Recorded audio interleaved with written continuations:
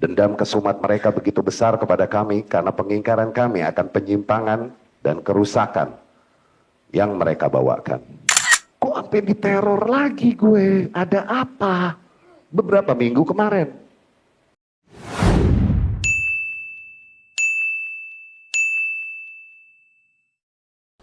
Assalamualaikum warahmatullahi wabarakatuh.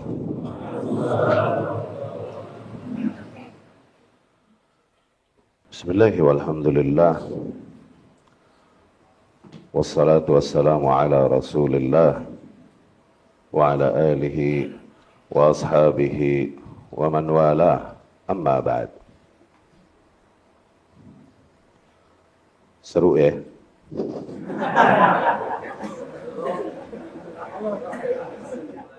Lu ngapain lu pada kesini lu? Gua nggak umumin apa-apa juga.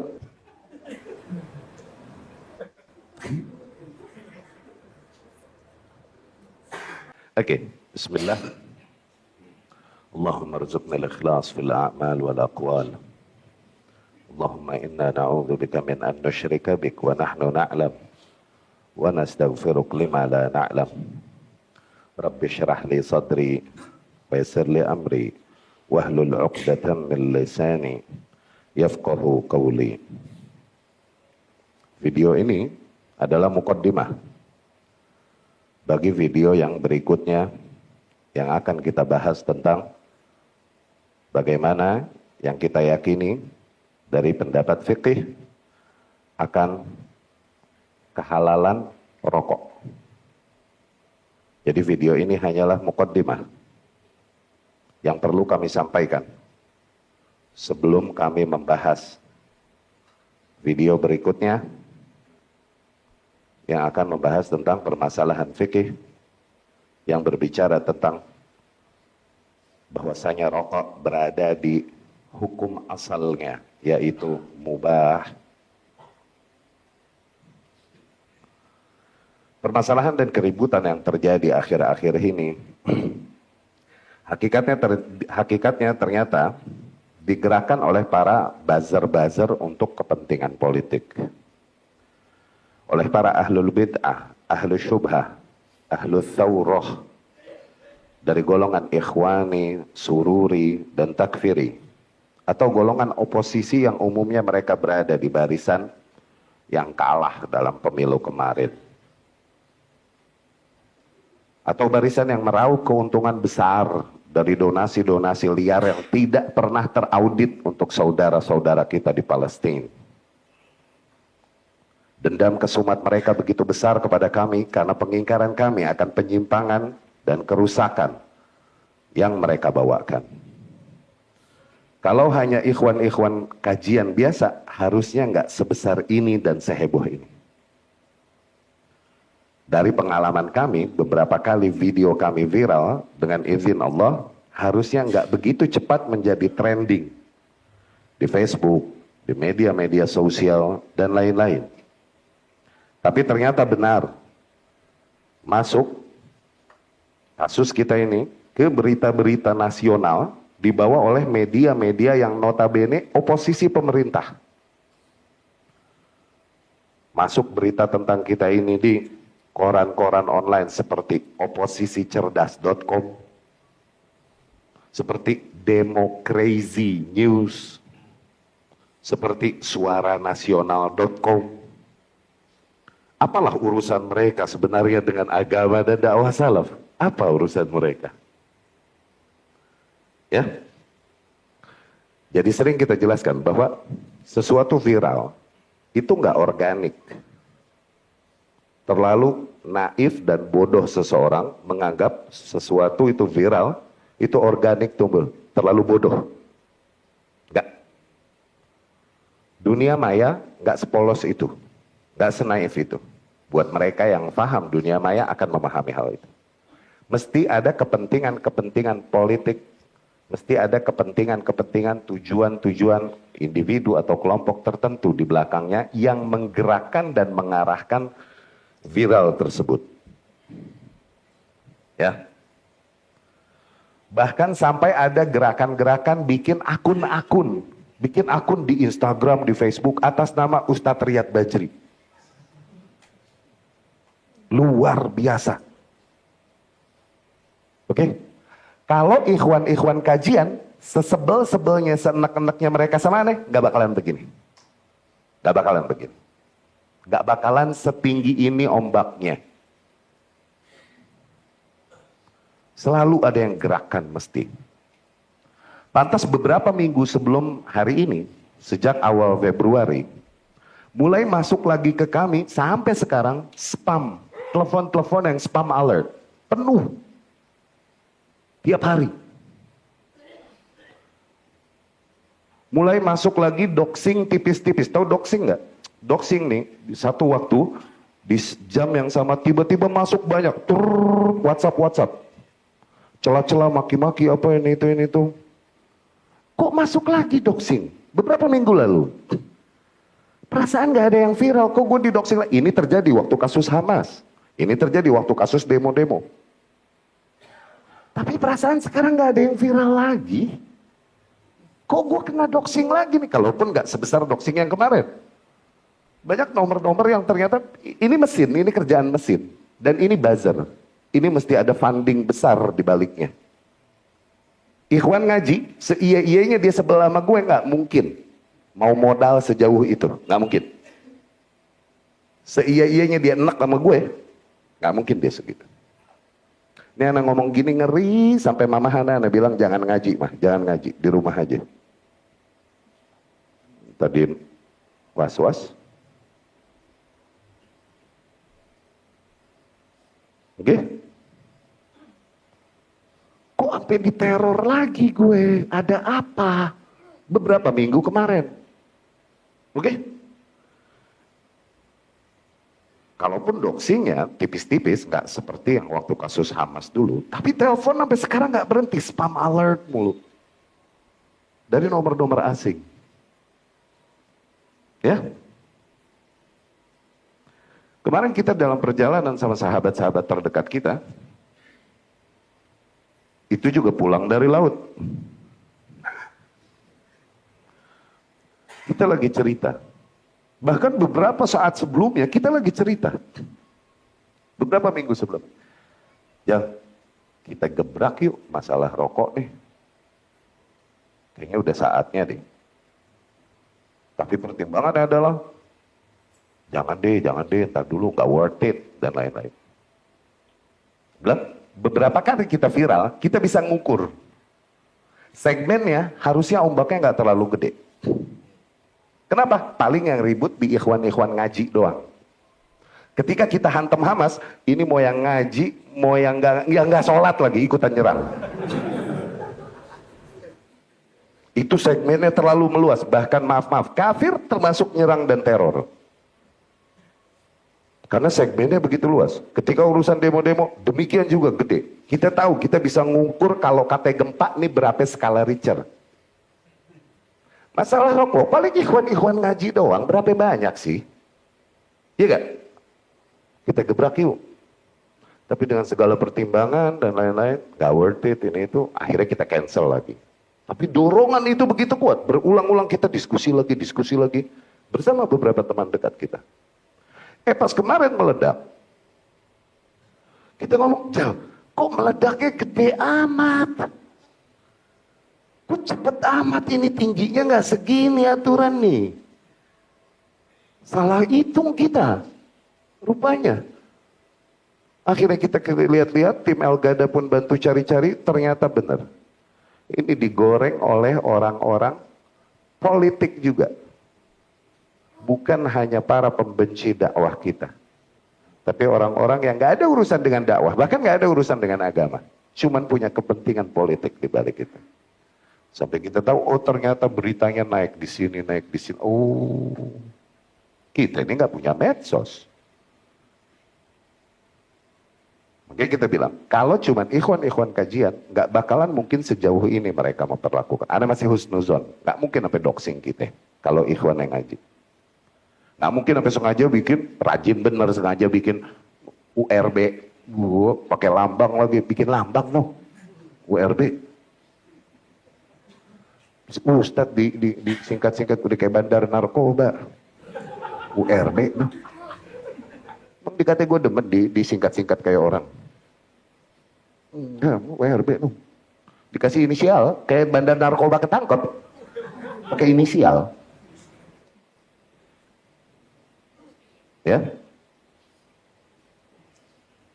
Beberapa nilai yang dituduhkan dan diingkarkan ke atas kami berdasarkan informasi yang kami terima dari ikhwah yang mengikuti permasalahan ini adalah bahwasanya kami bercelana pendek, kami mancing, kami merokok. Iya, itu benar. Itu semua hal yang kami yakini kehalalan. Bercelana pendek, so what? Kami mancing, so what? Kami ngerokok, so what? Wa malu. Itu hal yang kami yakini kehalalannya. Itu yang nanti kita bahas. Dan bahkan beberapa permasalahan adalah buhtan, kedustaan dan fitnah besar yang nyata. Seperti kami mancing bersama Abu Janda. Abu Janda siapa? Gua nggak kenal. Abu Janda siapa, Jal? Mancing sama janda kali. Kok Abu Janda, Jal? Ngapain sama bapaknya janda? Abu Janda siapa ya Allah? Dituduhkan bahwasanya kami masih bermain musik. Jari-jari kami kapalan karena megang gitar. Ini dari mana? Dulu kita bermain musik, iya.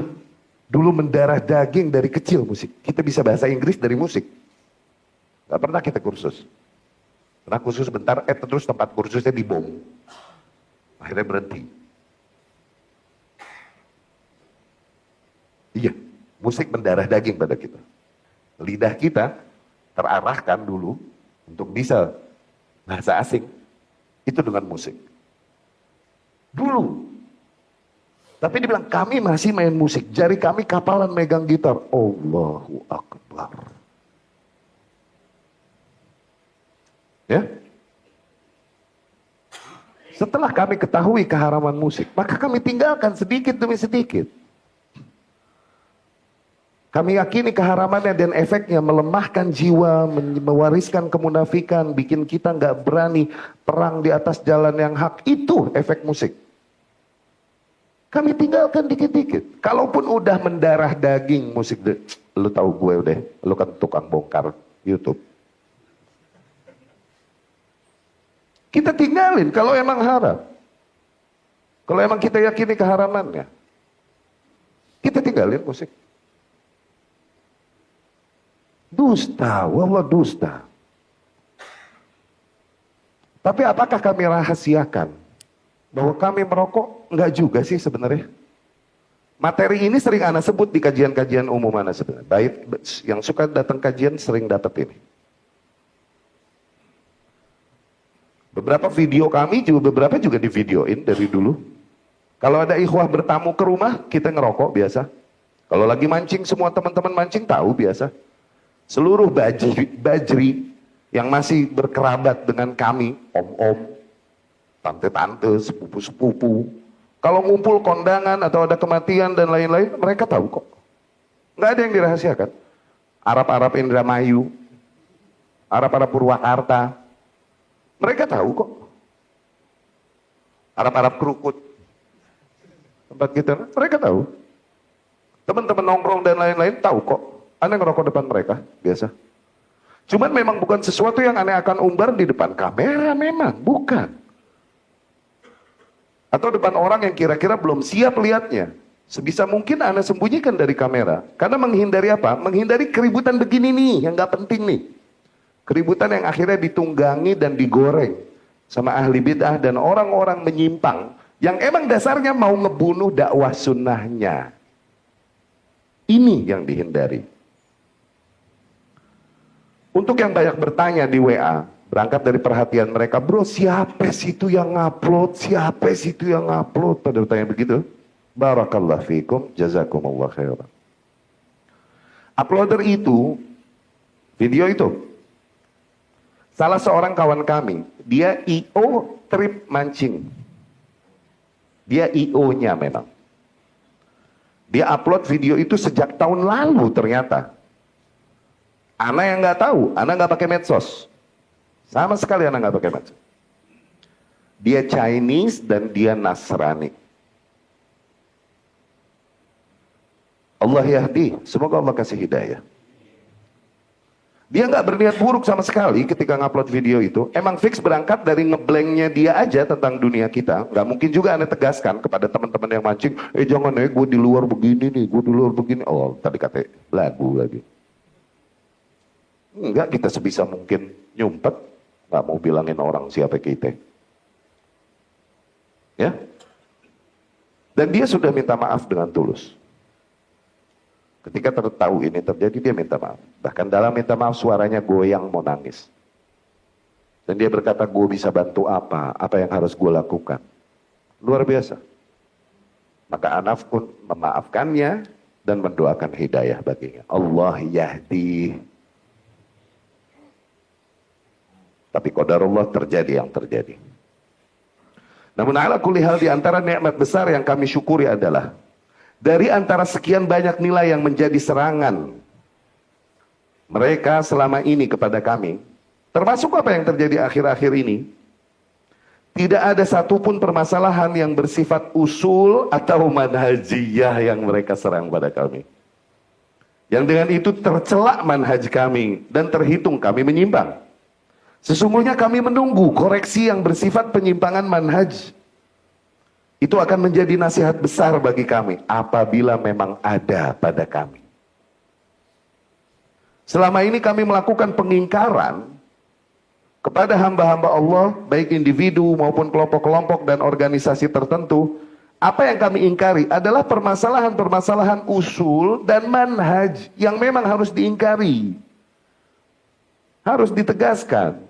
Gak boleh ada perbedaan pendapat di situ sejak zaman salaf. Apabila kita memang mengikuti konsep salaf. Permasalahannya, ini penuntut ilmu gak tahu yang mana yang usul, yang mana yang bukan, yang furu, yang ijtihadiyah. Ini gak tahu, tabu hal ini buat mereka.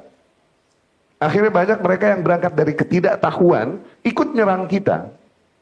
Tapi tulus dalam niat membela agama, kami yakin masih banyak. Berangkat dari ketidaktahuan dan kebelum pahaman mereka tentang bagaimana mapping agama ini. Pengajian-pengajian yang ada nggak pernah bahas itu. Jauh dari pembahasan-pembahasan konsep beragama demikian. Manhaj beragama yang seharusnya demikian. Karena memang harus diingkari dan diperingatkan manusia dari penyimpangan-penyimpangan yang sifatnya manhaj. Itu bentuk konsep ahlus sunnah, bentuk manhaj ahlus sunnah. Sikap demikian. Itu amar ma'ruf dan nahi mungkar, nasihat, serta bentuk cinta ahlus sunnah kepada para hamba Allah. Kita mencintai hamba Allah yang lain, kita mencintai keselamatan baginya sebesar kita cinta keselamatan untuk diri kami. Dari situ kami peringatkan dia dari orang-orang yang menyimpang. Tuh. Supaya mereka nggak terjerumus ke dalam penyimpangan. Ini bentuk cinta kita. Jadi kita tegaskan hal itu out of love. Berangkat dari cinta. Bukan dari hatred, bukan dari kebencian personal, tidak. Itu perkara usul, perkara manhaj yang kami ingkari dan memang harus kami ingkari ketika ada penyimpangan demikian. Yang praktik demikian berjalan memang sejak zaman salaf dahulu. Permasalahannya demikian, para penuntut ilmu nggak tahu mana usul, mana yang furu. Dan bukan tempat kita sekarang, bukan kesempatan ini untuk jelasin dan kasih kuliah untuk jelasin mana usul, mana furu. Maka sekali lagi apabila memang ada pada kami penyimpangan usul atau manhaj, maka mohon dikoreksi segera. Kami akan segera beristighfar dan bertaubat apabila memang demikian adanya. Karena hak, bagaimanapun alhamdulillah, lebih kami cintai daripada apapun insya Allah. Al-haq, hak ayyutaba. Perkara yang hak, lebih berhak untuk diikuti. Semua permasalahan yang dituduhkan kepada kami adalah masalah-masalah teknis dan furu' ijtihadiyah. Yang mereka blast dan manfaatkan dan goreng. Oleh sebagian kaum menyimpang. Mereka kaum yang selama ini kami ingkari usul dan manhaj mereka memang. kebid'ahan atau kekufuran dan kerusakan atau penyimpangan mereka. Atau kaum-kaum yang numpang tenar mencari viewers yang tanpa malu ikut berbicara dan berkomentar tanpa ilmu di dunia gaib, dunia maya. Fungsi mereka melakukan hal tersebut, apa tujuan mereka? Untuk meraih keuntungan pribadi, pencitraan diri mereka. Numpang tenar, nebeng tenar. Gak punya prestasi diri, dia naikin. Apapun yang dia bisa naikin supaya ikut naik. Atau untuk karakter assassination, atau untuk pembunuhan karakter sengaja. Karena mereka memiliki sebuah tujuan yang mesti tercapai. Batu-batu yang menghalangi tujuan tersebut, rintangan-rintangannya, yang memperingatkan manusia dari kerusakan dan tujuan mereka itu harus dibunuh. Dirusak nama baiknya, dibuat manusia takut darinya. Itu tujuan mereka tuh itu. Ya. Mereka harus menghilangkan apa-apa yang menjadi batu bagi program politik dan kepentingan-kepentingan mereka. Sehingga manusia takut dari kami. Atau menjauh dari akidah dan konsep manhaj sunnah yang selama ini kami tegaskan. Dengan seizin Allah subhanahu wa ta'ala. Allahumma kfinahum bima syi'ta. Semoga Allah menjaga kita dari mereka dengan cara apapun yang Allah kehendaki. Dari situ dapat kami simpulkan bahwa tujuan pengingkaran dan celaan dan upaya yang mereka lakukan untuk menyerang kami, hakikatnya bukanlah nasihat dalam beragama. Bukanlah demi ketulusan dalam membela Allah dan Rasulnya dan agamanya. Tapi jelas hawa nafsu, kepentingan, cara-cara busuk, dan kedustaan-kedustaan yang mereka buat tanpa ragu. Fitnah-fitnah yang mereka jadikan tanpa malu. Hukum-hukum tak berdasar. Hukum-hukum yang tak berlandaskan kaidah-kaidah ilmiah yang mereka hukumkan ke atas kami karena permasalahan ini. Itu semua takkan dilakukan oleh seseorang yang memang dia tulus berniat untuk melakukan perbaikan di jalan Allah. Hakikatnya itu menjadi berita baik untuk kami. Karena hakikatnya pengingkaran dan permusuhan yang dilakukan oleh para ahli bid'ah, ahli syubhah, oleh para ahlul hawa, kepada kami, sampai sering benar gue viral, adalah kebanggaan besar untuk kami. Pengingkaran mereka bagi kami adalah kebanggaan besar untuk kami. Itu adalah sebuah bukti yang sangat nyata bahwa kami di atas hak insya Allah. Alhamdulillah, mereka tambah greget, kita tambah happy. Kebanggaan dan kehormatan yang besar bagi kami untuk dapat menjadi duri di leher para ahlu bid'ah, ahlul ahwa, ahlu syubhat. Maka untuk para da'i atau penuntut ilmu yang memang masih berminat untuk mengikuti kaidah ahlu sunnah di dalam beragama, dan kemudian ikut membuat pernyataan, ikut membuat konten untuk menyerang kami, katakanlah kita berbeda pendapat di dalam fikih ini. Katakan. Tapi agar kalian sadari, kalian sedang berjalan dengan siapa di dalam hal ini? Siapa yang bersama kalian di dalam perahu kalian untuk menyerang kami ini? Sesungguhnya kalian berada bersama para musuh-musuh sunnah yang membenci sunnah dan kaidah-kaidah sunnah yang selama ini kami tegaskan, kami tegakkan, dan kami dakwahkan. Demikian hakikatnya tujuan mereka. Mereka hendak untuk membunuh dakwah yang hak ini. Bukan hanya permasalahan fikih rokok, bukan hanya Riyad Bajri personal, mereka hendak membunuh dakwah yang hak ini. Itu tujuan besar mereka. Apabila seseorang memang ikhlas dan tulus membela agamanya, maka mereka akan beriltizam, berdisiplin untuk mengikuti kaidah-kaidah sunnah kaidah-kaidah syariah di dalam perkara demikian. Kecuali memang berangkat dari kejahilan, ketidaktahuan. Perhatikan kaidah-kaidah ini. Yang pertama, apabila memang permasalahan yang terjadi pada kami, pada aneh, memanglah benar sebuah maksiat dan aib menurut kalian. Bisa jadi menurut anak bukan. Katakan ini maksiat dan aib menurut kalian. Baik benar adanya permasalahan itu ataupun fitnah ke atas kami, maka toh maksiat tidak mengeluarkan seseorang dari ahlus sunnah. Mau dia membunuh, mau dia berzina, mau dia mabuk, maksiat tidak pernah mengeluarkan seseorang dari ahlus sunnah.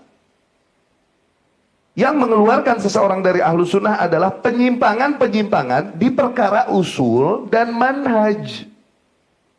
Itu bukan maksiat. Kita akan temui banyaknya dari para salafus saleh, ternyata mereka mabuk, ada. Yang minum khamr. Di antara para salafus saleh, ada yang berzina, ada. Buktinya ada yang dicambuk, ada yang dirajam. Tapi gak pernah dihukumi akidah mereka.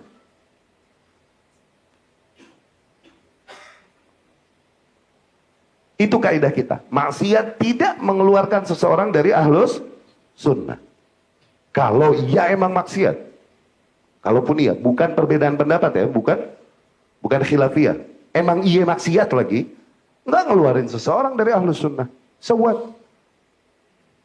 Yang kedua, apabila memang iya maksiat yang kami lakukan, maka yang menjadi kewajiban seorang ahli sunnah adalah menutupi aib saudaranya. Semoga dengan itu Allah tutupi aibnya. Demikian kaidah syariah besar. Hifdzul a'rad. Menjadi maqasid di antara maqasid besar di dalam syariah kita. Ini yang kita pernah jelasin, maqasid syariah. Hifdzul din, hifdzul nafs, hifdzul akal, hifdzul mal, hifdzul a'rad, hifdzul a'rad wan nasal. Ya, nama baik dan keturunan. Ya. Apabila memang maksiat, maka kewajiban kita adalah menutupinya. Semoga dengan itu Allah tutupi aib-aib kita. Bukan mengumbarnya dan ikut mencari informasi dan menyebarkannya. Bukan ikut mencela, menyerang, merusak nama baik, apalah lagi nebeng tenar. Pansos, apa bahasa lu? Kemarin pansos.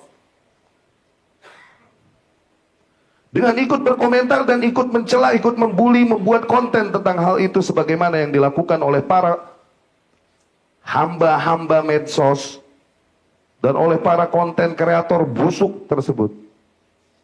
Semoga Allah membalas mereka dengan apa yang layak mereka dapatkan. Aminuni. Semoga Allah membalas mereka dengan membongkar seluruh hakikat dan kebusukan mereka di mata makhluk yang lain. Yang ketiga, dan apabila kalian telah mengetahui bahwa toh permasalahan ini adalah khilafiyah ijtihadiyah, di mana bisa jadi pendapat saudara kita muslim yang lain ternyata yang lebih diridhoi oleh Allah Subhanahu wa taala, maka tak boleh seorang muslim memusuhi, berta'assub, menggunjing dan meributkan permasalahan khilafiyah demikian. Menjadikan wala dan barok di atasnya, menjadikan kekelompokan dan permusuhan, apalagi menghukumi dengan hukum-hukum asma, hukum-hukum gelar, seperti memfasikan, mensyirikan, mengkufurkan, ya, hanya karena permasalahan ijtihadiyah demikian. Nggak boleh. Itu bukan konsep ahlus sunnah. Beberapa apa bilang kita zindik no gue. Masalah ijtihadiyah, zindik no gue.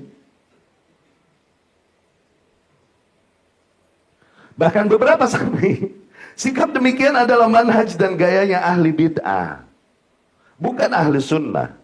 Seseorang yang bersikap demikian, kalian dapati di media sosial, di YouTube, seseorang bersikap demikian, hakikatnya justru terdapat kesalahan di dalam usul manhajnya sendiri. Seseorang yang memang di atas ilmu dan jujur, tulus dalam membela agama, tak akan melakukan sikap demikian. Ya, jadi mau lari kemana sebenarnya kalau ikut kaidah? Mau kalian anggap apa kasus ini sebenarnya? Oke? Kalau memang masih mengaku Ahlus Sunnah. Kami dapat membawakan banyak dalil-dalil dari nas dan athar untuk kaidah-kaidah tadi. Tapi karena video ini fungsinya adalah muqaddimah, belum bahthul ilmi, belum pembahasan ilmiah tentang masalah rokok, maka cukup kami sampaikan kaidah ini tanpa beristidlal. Kalian boleh tanyakan kepada masyayikh atau ulama manapun yang kalian berguru kepada mereka. Selama mereka masih Ahlus Sunnah, pastilah mereka akan membenarkan kaidah-kaidah tersebut, insya Allah. Dan untuk para awamul muslimin yang terprovokasi dan terhasut, terbawa panas dalam permasalahan ini. Nih, kami sampaikan beberapa fakta yang mungkin kalian tidak tahu selama ini. Di antaranya, apakah kalian tahu mereka yang ikut membuat konten menyerang kami di YouTube maupun medsos dan lain-lain, dapat dipastikan mereka adalah orang-orang yang terjadi padanya pelanggaran usul dan manhaj dan penyimpangan. Dan itu semua lebih parah daripada rokok hakikatnya. Dendam kesumat mereka kepada kami bukan rahasia lagi. Bahkan para orang-orang politik oposisi yang kalah dalam pemilu kemarin, mereka bersama para Rafidah negeri ini, mereka bersama Ikhwanul Muslimin dalam banyak kasus dan gejolak yang terjadi di negeri ini ataupun di dunia internasional. Bahkan mereka bersama kufar, orang-orang kafir, bahkan bersama satanic sect, satanik, sekte setan, satanic sect. Ini kaget kita, seorang ikhwan menghampiri kami dan menceritakan hakikat itu. Dia bertemu dan dekat dengan seseorang yang ternyata dari keluarga satanik. Keluarga ini ternyata yang membiayai kelompok yang mensomasi kami waktu kasus Hamas. Noh, musuh gue segitu. Berdasarkan kesaksian dia. Dia yang nge-push, dia yang nge-fund kelompok-kelompok yang menyerang kami ketika masalah Hamas. Satanic sect. Satanic. Mereka bersama Sururiyah juga, yang menjual nama sunnah dan menjual agama mereka dengan nikmat-nikmat dunia. Di antara mereka ada orang-orang yang sebelumnya udah kenal manhaj yang hak ini. Bahkan murid para ulama-ulama besar. Namun dikarenakan nikmat-nikmat duniawi yang nggak ada di jalan ini, yang ada pahit di jalan, sebagaimana selalu kita bilang, mereka memilih untuk mepet dan berafiliasi dengan para sururiyah. Karena memang nikmat-nikmat dunia dan jumhur awam banyaknya di barisan itu.